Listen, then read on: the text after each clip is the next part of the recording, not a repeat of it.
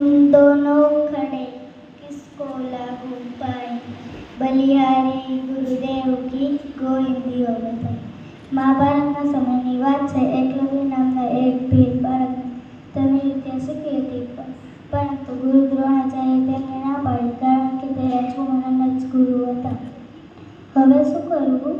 એકલવ્યનો સંકલ્પ દ્રઢ હતો. તેને ગુરુ દ્રોણાચાર્યની માટીની મૂર્તિ બનાવીને જંગલમાંથી લાકડી અને દોરી વડે બાણ બનાવીને માર્ગદર્શન મેળવવા લાગ્યો.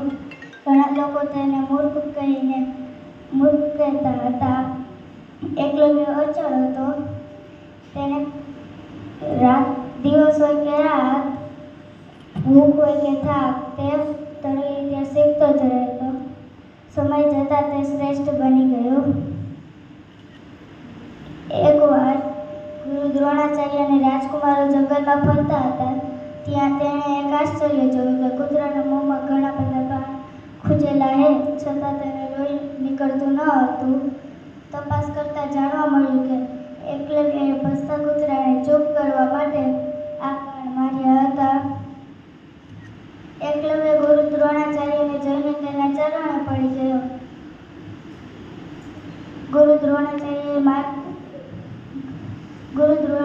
ગુરુ દક્ષિણામાં તેનો જમણા હાથનો અંગૂઠો માગ્યો. એકલવ્યએ કાંઈ પણ વિચાર્યા વગર તેનો જમણા હાથનો અંગૂઠો ગુરુના ચરણે ધરી દીધો.